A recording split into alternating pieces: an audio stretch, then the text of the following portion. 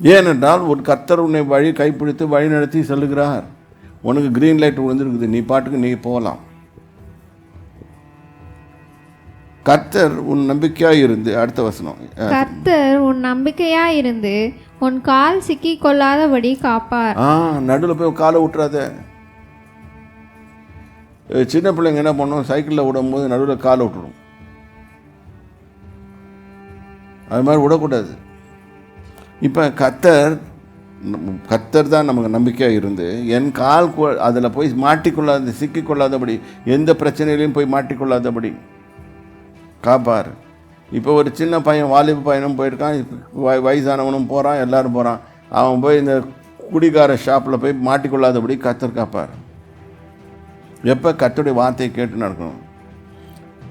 தனி பாட்டில் வாங்கிட்டு வந்துட்டு அப்புறம் வந்துட்டு கர்த்தரை காப்பாற்ற சொன்னால் காப்பாற்றவே மாட்டார்.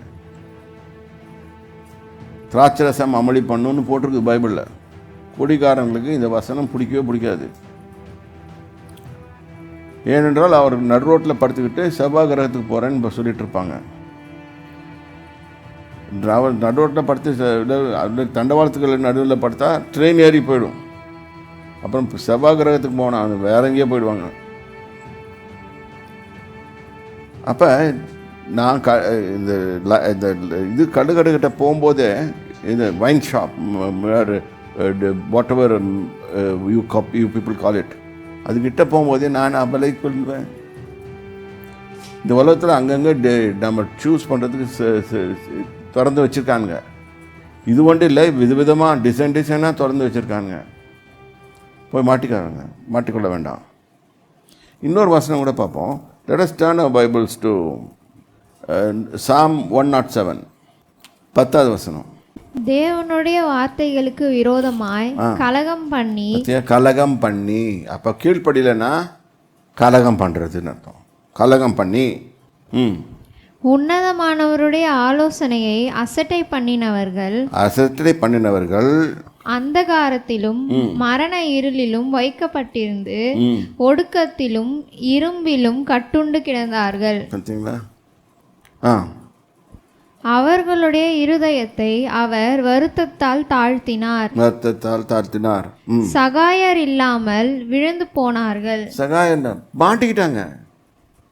கர்த்தருடைய ஆலோசனை கேட்காம இந்த உலகத்தில் எப்படி வாழ்றது? கர்த்தரை நம்ம படைச்சி இந்த உலகத்தில் அனுப்பிச்சது மட்டும் இல்லாமல் நமக்கு நிறைய ஆலோசனைகளை கொடுத்து வைத்திருக்கார் வேத புஸ்தகத்தின் மூலமாக. அந்த ஆலோசனைகளை நம்ம உள்வாங்கி அதை நம்ம இருதயத்தை பதித்து கொள்ள வேண்டும். அப்போ நம்ம போகும்போது ஐயோ இங்கேருந்து போன இடத்துல எனக்கு ஆபத்து இருக்குது. சங்கீதத்தில் ஒரு நீதிமொழிகளில் ஒரு வசனம் இருக்குது, விவேகிய ஆபத்தை கண்டு விலகி போகிறான், பேதையோ நெடுக போய் தண்டிக்கப்படுகிறான். அது ஆபத்துன்னு உனக்கு கண்டுபிடிச்சிடுவேன். இப்போ பாருங்கள், இன்னொரு சம்பவத்தை படிப்போம். நம்ம பைபிள்ஸ் ஜெனிசிஸ், இங்கே ஆதாம் ஏவாளை பற்றி படித்தோம். இப்போ நெக்ஸ்ட்டு அவங்க பிள்ளைங்களை பற்றி கொஞ்சம் படிப்போம். நம்ம எல்லாருக்கும் தெரியும், ஆதாம் ஏவாளுக்கும் 2 பசங்க பிறந்தாங்க. அவங்க ஒரு பேருக்கு நிறைய பேர் பிறந்தாங்க. ஆனால் வேதத்தில் குறிப்பிட்டபடி ரெண்டு மட்டும்தான் போட்டிருக்கு. ஏன்னா ஒரு எக்ஸாம்பிள் காமிக்கிறதுக்காக, அவங்களுடைய வாழ்க்கையை எக்ஸாம்பிளாக காமிக்கிறதுக்காக. சகோதரன் ஆபேலை பெற்றான். நாலாம் அதிகாரம், ஆதியாகமம் 4ஆம் அதிகாரம் 1வது வசனத்திலே வாசிக்கும். ஆதாம் தன் மனைவியாகிய ஏவாளை அறிந்தான். அவள் கர்ப்பவதியாகி காயினை பெற்று கர்த்தரால் ஒரு மனுஷனை பெற்றேன் என்றாள். இந்த மாதிரி தான் பாவத்தை உள்ள கொண்டது. இப்போ கர்த்தரால் ஒரு மனுஷனை பெற்றுக்கொண்டேன்னு சொல்லிட்டு சந்தோஷப்படுறான். பின்பு அவனுடைய சகோதரனாகிய ஆபேலை பெற்றாள். அடுத்த பிள்ளை வந்துருச்சு. ஆபேல் ஆடுகளை மேய்க்கிறவன் ஆனான், காயின் நிலத்தை பயிரிடுகிறவன் ஆனான். இங்கே 2 பேருடைய ப்ரொஃபஷனும் வந்துருச்சு. இவர் நிலத்தை பயிடுகிறாரு, குடியானவர். அவர் ஆடு மேய்க்கிறவர், நல்ல தொழிலில் பண்ணுறாங்க. சில நாள் சென்ற பின்பு காயின் நிலத்தின் கனிகளை கர்த்தருக்கு காணிக்கையாக கொண்டு வந்தான். நிலத்தின் கனிகைகளை கர்த்தருக்கு காணிக்கையாக கொண்டு வந்தான். இப்போ கொண்டு வரும்போது எப்படி கொண்டாடணும்னு ஒரு முறை இருக்குது. இப்போ இவன் நிலத்தின் கனிகளை காணிக்கையாக கொண்டு வந்தான். ஆபேலும் தன் மந்தையின் தலையீற்றுகளிலும் அவைகளில் கொழுமையானவைகளிலும் சிலவற்றை கொண்டு வந்தான். இது அவன் கொஞ்சம் தான் கொண்டு வந்தான், ஆனால் என்ன பண்ணான்? பெஸ்ட்டு கொண்டு வந்தான். சிலவற்றை கொண்டு வந்தான், அவைகளில் கொழுமையானவைகளும் தலையிற்றிலும் பெஸ்ட், ஃபஸ்ட் அண்ட் பெஸ்ட். இன்றைக்கும் நம்ம காணி கொடுக்கும்போது எப்படி கொடுக்குறோம்? இந்த இன்டென்ட் தான். Intent is very important. ஏதோ ஒன்று அப்படின்னு அலசி தூக்கி போட்டு வர்றதில்லை. இன்றைக்கி இந்த Bible very clearly says the intent was wrong. ஆபேலுக்கு இன்டென்ட் ரைட்டாக இருந்துச்சு, காயினுக்கு இன்டென்ட்டே கிடையாது. ஏதோ ஒன்று தூக்கி போட்டு கொண்டுட்டான். ஆபேலையும் அவன் காணிக்கையையும் கர்த்தர் அங்கீகரித்தார். ஏனென்றால் அவனுடைய இன்டென்ட் கரெக்டாக இருந்துச்சு. அவனுடைய intention was correct. So God accepted is offering. இதுதான் ஸ்டாண்டர்ட். நீங்கள் எப்படி கொடுக்குறீங்க உங்கள் இருதயத்துலேருந்து பெஸ்ட் அண்ட் ஃபஸ்ட் அதை கொடுத்துட்டிங்கன்னா you will be blessed. God accepts your. எந்த பிரச்சனையும் இல்லாமல் அவர் அக்செப்ட் பண்ணிட்டார். காயினையும் அவன் காணிக்கையையும் அவர் அங்கீகரிக்கவில்லை. ஏன் அங்கீகரிக்கல? ஏன்னா ஏதோ ஒன்று, ஏனோ தானோ. இன்றைக்கி நம்ம அப்படி கொடுக்குறோமா? ஏனோ தானோ இல்லை, அப்படி கொடுக்காதீங்க. கர்த்தருக்கென்று உங்களுக்கு இதை தாராளமாக கொடுங்க. ஆனால் உங்கள் intent should be there. It's not, I'm not talking about the quantity, the quality. The intent it's very very essential. God sees that. சரி. அப்பொழுது காயினுக்கு மிகவும் எரிச்சல் உண்டாகி, உடனே கோவம் வருது. இது நம்ம சபை பாஸ்டர்களுக்குள்ளே பார்த்தா, நம்ம சபையில் எல்லா சபைகளும் பாஸ்டர்களும் ஒரு பாஸ்டர் நல்லா பர்ஃபார்ம் பண்ணிட்டா அடுத்த பாஸ்டர் கோவம் வந்துடும். பார்த்தியா, அதில் ஒரு குறை கண்டுபிடிக்கிறத எப்படியாவது கண்டுபிடிச்சிருவாங்க. நான் எத்தனையோ பாஸ்டர்களை உருவாக்கி வச்சுருக்கேன். நான் சொன்னேன், அந்த இதில் இன்டென்ஷன்லேயே பார்த்துருவோம் நாங்கள். எப்படி அவன் முக நாடி போகுது, ஆஹா இன்றைக்கி இது அப்போ அங்கேயும் எங்கே ஒரு போட்டி வருதுன்னு கேட்டிங்கன்னா, ப்ரையாரிட்டி. எனக்கு ப்ரையாரிட்டி கொடுக்குறாங்களா, அவனுக்கு ப்ரையாரிட்டி கொடுக்குறாங்க. எங்கே ப்ரையாரிட்டி கொடுக்குறாங்க இல்லை, கர்த்தர் உனக்கு என்ன கொடுத்துக்கிறார்? கர்த்தர் உனக்கு ப்ரையாரிட்டி கொடுக்குறாரா? ஆபேலு ப்ரையாரிட்டி கொடுத்து அவன் எடுத்துட்டார், அவனுடைய காணிக்கையை எடுத்துட்டார். இப்போ இவனுக்கு கொடுக்கல, உடனே எரிச்சல் வந்துடுச்சு. இன்றைக்கி இந்த மாதிரி காரியங்கள் இன்றைக்கும் உலகத்தில் இருக்குது. when you don't accept something which is not acceptable, உடனே பார்த்தியா இன்றைக்கி இந்த நம்ம நாட்டிலையும் சரி, நம்ம தேசம் சரி, எல்லா இடத்துலையும் இது மாதிரி காரியங்கள் ரொம்ப தீவிரமாக போயிட்டுருக்குது. உடனே ஒரு வீடியோ போட்டுருவாங்க, பத்தியா இவன் இப்படி பண்ணுறான், அவன் இப்படி பண்ணுறான், இவன் தேவையில்லை. நீங்கள் அவன் ஒழுங்காக நடந்தானாலே போதும், எல்லாமே சிறப்பாக ஓடும். இன்றைக்கி இது பண்ணான்னா அதை தூக்கிட்டு பண்ணுவோம்.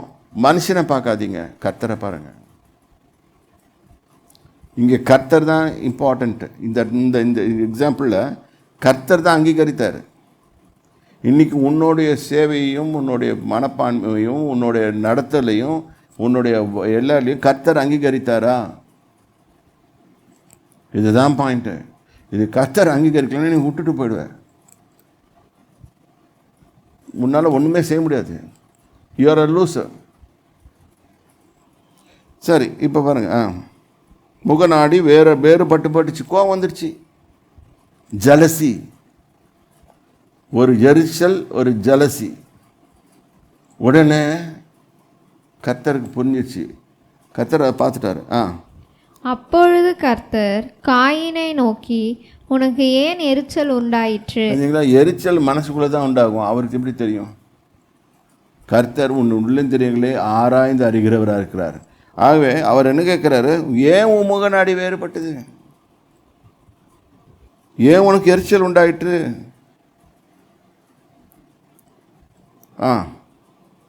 நீ நன்மை செய்தால் மேன்மை இல்லையோ? பத்தியா, நல்லது செய்யல. He never gave God the first and he never gave the God the best. நிறைய பேர் சொல்லுவாங்க, எல்லாத்தையும் ஒருக்கே கொடுத்துட்டா சரியா போயிடுமா? இல்லையா, உங்களுக்கு புரியாது. நீங்கள் செய்து பாருங்கள், அப்புறம் கர்த்தர் எப்படி ஆசீர்வதிக்கிறாருன்னு பாருங்கள். அது இந்த காலத்தில் சொன்னால் 4 பேர் கிறிஸ்தவனை தூத்திட்டு இருப்பான்.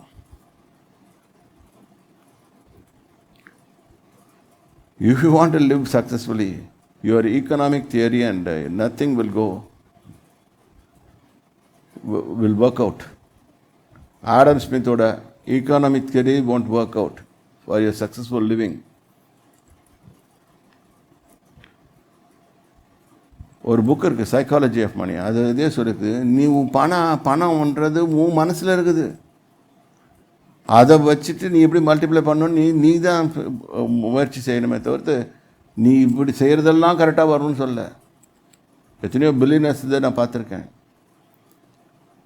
அவங்க என்ன சொன்னாங்க, நாங்கள் sheer luck. No, it's not luck, it's faith, it's God's grace and God's favour. சரியா? இப்போ என்னாச்சு, நீ நன்மை செய்தால் மேன்மை இல்லையோ? நீ நன்மை செய்யாதிருந்தால் பாவம் வாசற்படியில் படுத்திருக்கும். பார்த்தீங்களா? இப்போ ஒரு கோபம் வந்து எரிச்சல் வந்தோடனே யாரும் இப்போ எரிச்சலையும் கோபத்தையும் தூண்டினது பிசாஸ். இந்த மாதிரி கெட்ட காரியங்கள், கொலை செய்கிற மோட்டிவ் உள்ள எல்லாத்தையும் தூண்டுறது யார்? பிசாஸ். அவன் என்ன சொல்லிடுவான், நேராக போய் காயின்னுட்டேன், ஐயோ பத்தியா உன் பிரதரோட காணிக்கையை ஏற்றுக்கிட்டாரு, உன்னை ஏற்றுக்கல, நீ காலி அப்படின்னு சொல்லிவிட்டு போயிடுவான். நீ என்ன பண்ணியிருக்கலாம், என்ன ஆண்டவரே இது மாதிரி ஆயிடுச்சு, எனக்கு தெரியல, நீங்கள் சொல்லுங்கள் நான் செய்கிறேன் அப்படின்னு சொல்லியிருக்கலாம். ஆண்டவர்கிட்ட ஒரு ரெக்கன்சல் ஆகிருக்கலாம். அது செய்யலை. Immediately he started getting jealousy and also முகநாடி வேறுபட்டது, எரிச்சல் உண்டாயிடுச்சு. இப்போ பாவம் உண்டாயிடுச்சு. பாவம் வாசற்படியிலே படுத்திருக்குது.